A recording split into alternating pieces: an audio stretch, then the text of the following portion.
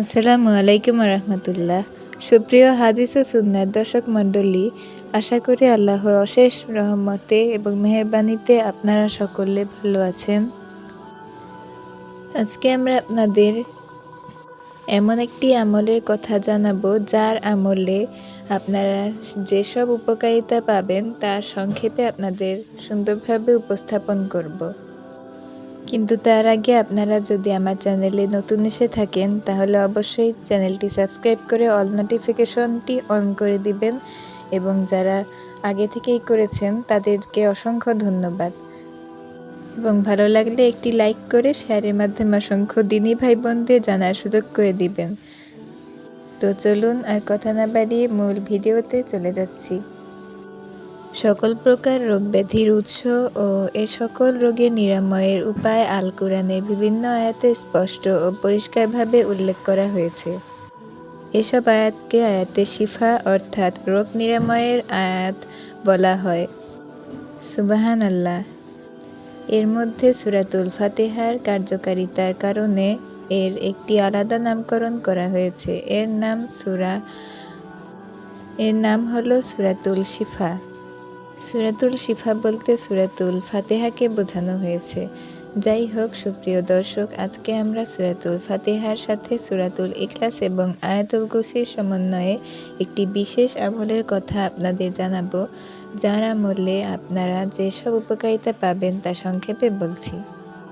1 নম্বর হচ্ছে, আপনারা যাবতীয় সমস্যা, রোগ, শোক, বালা মুসিবত, অভাব, দারিদ্রতা ইত্যাদি ইনশাআল্লাহ মহান আল্লাহ তাআলার মেহেরবানিতে আল্লাহ দূর করে দিবেন। আপনার ঘুমের মধ্যে কোনো খারাপ স্বপ্ন আসবে না বা ভয়ানক কোনো স্বপ্ন দেখবেন না, যে স্বপ্ন আপনার কাছে আপত্তিকর মনে হয়। সেই স্বপ্নটির থেকে আল্লাহ তাআলা আপনাকে রক্ষা করবেন ইনশাআল্লাহ। 3 নম্বর হচ্ছে, ঘুমের মধ্যে জাদুটোনা বা প্রায়শই বোবায় ধরে এই সমস্যা থেকে পরিপূর্ণ মুক্তি লাভ করবেন ইনশাআল্লাহ। বোবায় ধরা মানে হচ্ছে হঠাৎ করে ঘুমের মধ্যে এমন ধরনের ভয়ানক স্বপ্নের উদ্রেক হওয়া, যে স্বপ্ন আপনি চাইলেও সেই স্বপ্নের ঘোর থেকে উঠতেও পারছেন না অথবা হাত পাও নাড়াতে পারছেন না। ইনশাআল্লাহ এই আমলের মাধ্যমে আপনি এই মুসিবত থেকেও মুক্তি পাবেন আল্লাহর রহমতে। যাদের অস্বাভাবিক স্বপ্নদোষ হয় তাদের জন্য এই সমস্যার সমাধান হবে ইনশাআল্লাহ। 4 নম্বর হচ্ছে, নিয়মিত ঘুমের আগে এই আমলটি করলে দুশ্চিন্তা থাকবে না এবং বিপদ আপদ কম আসবে ইনশাআল্লাহ। 5 নম্বর হচ্ছে, সকালে ঘর থেকে বাহিরে যাওয়ার আগে পরিবারের সদস্যদের এটি দোয়াটি পড়ে ফু দিয়ে বাহিরে গেলে আল্লাহ যে কোনো রকমের বিপদ আপদ বালা মুসিবতের থেকে আপনার পরিবারকে হেফাজতে রাখবেন ইনশাআল্লাহ। 6 নম্বর হচ্ছে, আল্লাহ শয়তানের থেকে হেফাজতে রাখবেন। দরিদ্রতা কমে যাবে, মনের আশা পূরণ হবে, সকল মনের জায়েজ ইচ্ছা পূরণ হবে ইনশাআল্লাহ। 7 নম্বর, নিয়মিত এটি পাঠ করে বাচ্চাদের বুকে ফু দিলে বদ জিনেরা বাচ্চাদের ভয় দেখাতে পারবে না। এসব বাচ্চারা হঠাৎ হঠাৎ চিৎকার দিয়ে ওঠার সমস্যার সমাধান হবে ইনশাআল্লাহ। 8 নম্বর, গর্ভবতী মহিলারা ঘুমানোর আগে ও ঘুমানোর পরে, ঘুম থেকে ওঠার পরে নিয়মিত এটি পরে পেটে ফু দিবেন ইনশাআল্লাহ। আল্লাহর অশেষ মেহেরবানিতে গর্ভের সন্তানকে হেফাজতে রাখবেন। নিঃসন্দেহে মহান আল্লাহ অনেক দয়াশীল।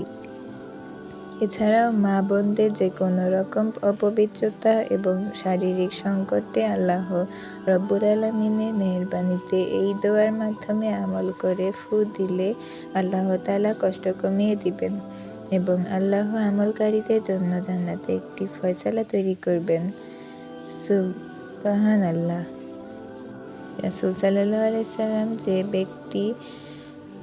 বলেছেন, যে ব্যক্তি শুধুমাত্র সূরাতুল ইখলাস 10 বার পড়বে আল্লাহ তার জন্য জান্নাতে একটি প্রাসাদ তৈরি করবেন।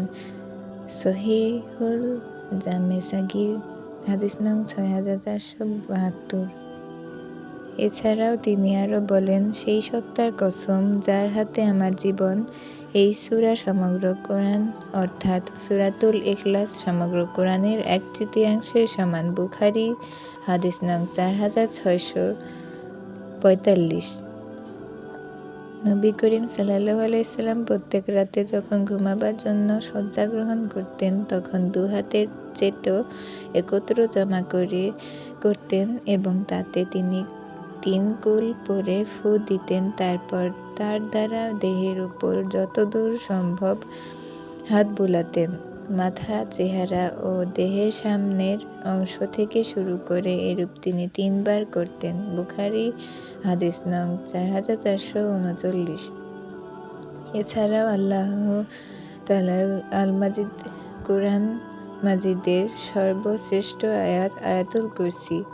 এর ফজিলতের এত বেশি যে রাসূল সাল্লাল্লাহু আলাইহি সাল্লাম বলেছেন, প্রত্যেক ফরজ নামাজের পর এই আয়াত পাঠ করলে মৃত্যু ছাড়া জান্নাতে যাওয়ার পথে পাঠকারীর জন্য আর কোনো বাধা থাকে না। সহিহুল জামে খণ্ড নং 5 হাদিস নং 339। হযরত আবু হুরায়রা রাদিয়াল্লাহু তাআলা আনহু বলেন, হযরত রাসূল সাল্লাল্লাহু আলাইহি সাল্লাম বলেছেন, সূরা বাকারার মধ্যে এমন একটি আয়াত রয়েছে যে আয়াতই পুরো কোরআনের নেতা স্বরূপ। তারপরে ঘরে প্রবেশ করলে শয়তান বের হয়ে যায়, তা হলো আয়াতুল কুরসি। সহিহ হাদিস নং 972। রাসূল সাল্লাল্লাহু আলাইহি সাল্লাম বলেছেন, এই সূরা ফাতিহা কোরআনের মর্যাদাপূর্ণ সূরা। তাওরাত, জাবুর, ইনজিল, কোরআন কোনো কিতাবে এই সূরার তুলনীয় কোনো সূরা নেই। বুখারী মিশকাত হাদিস নং 2142। হযরত আবু সাঈদ খুদরি রাদিয়াল্লাহু তাআলা আনহু বলেন, একবার এক সফরে আমাদের এক সাথী জনৈক গোত্রপতিকে শুধুমাত্র সূরা ফাতিহা পড়ে সাপের বিষ ঝাড়েন এবং তিনি সুস্থ হন। সুবহানাল্লাহ। বুখারী শরীফ হাদিস নং 5405। হযরত রাসূলুল্লাহ সাল্লাল্লাহু আলাইহি সাল্লাম কসম করে বলেন, যার হাতে আমার জীবন রইল, আমি তার শপথ করে বলছি, সূরা ফাতিহার দৃষ্টান্ত তাওরাত, ইনজিল, জাবুর প্রভৃতি কোনো কিতাবে তা নেই। এমনকি পবিত্র কোরআনেও দ্বিতীয় বা সমতুল্য আয়াতের সূরা নেই। ইমাম তিরমিজি ও আবু হুরায়রা রাদিয়াল্লাহু তাআলা আনহু থেকে বর্ণনা করেছেন যে হুজুর সাল্লাল্লাহু আলাইহি সাল্লাম আরও বলেন যে সূরা ফাতিহা প্রত্যেক রোগের ওষুধ বিশেষ।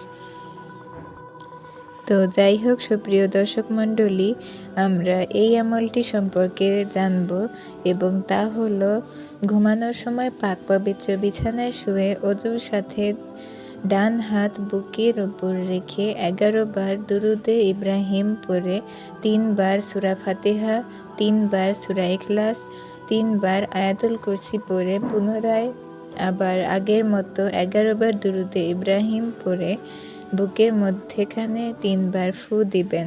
ইনশাআল্লাহ আপনি আজকের আলোচ্য ফজিলতগুলো অবশ্যই মহান আল্লাহর দয়া ও রহমতে লাভ করবেন। মনে রাখবেন, এই আমলটি পাঠ করে ঘর থেকে বের হওয়ার আগে পরিবারের সদস্যদের ফু দিবেন। এরপর বের হবেন। আপনার পরিবারের উপর আল্লাহর হেফাজত করবেন ইনশাআল্লাহ। তো প্রিয় হাদিস ও সুন্নাহর দর্শক মণ্ডলী, আপনারা অবশ্যই আজকের এই আমলটি থেকে অনেক উপকৃত হয়েছেন। আপনারা নিয়মিত এই আমলটি করলে নিশ্চয়ই আল্লাহ তাআলা আপনাদের নিরাশ করবেন না, এটা আশা করা যায়। যারা এতক্ষণ পর্যন্ত আমাদের সাথে ছিলেন তাদেরকে অসংখ্য ধন্যবাদ এবং ভিডিওটি আপনারা পুরোপুরি দেখেছেন, এটাই আমাদের কাছে একেবারে ভালো লেগেছে। আপনারা যারা নতুন এসেছেন আমার চ্যানেলে, অবশ্যই চ্যানেলটি সাবস্ক্রাইব করে দিবেন এবং একটি লাইক করে ভিডিওটি শেয়ারের মাধ্যমে অসংখ্য দিনী ভাই বোনদের জানার সুযোগ করে দিবেন, যেন তারা এই আমলটি জেনে আমলটি করে অনেক উপকৃত হতে পারে। এতক্ষণ আমাদের সঙ্গে থাকার জন্য আপনাদের ধন্যবাদ। সবাই ভালো থাকবেন। আসসালামু আলাইকুম ওয়া রাহমাতুল্লাহ।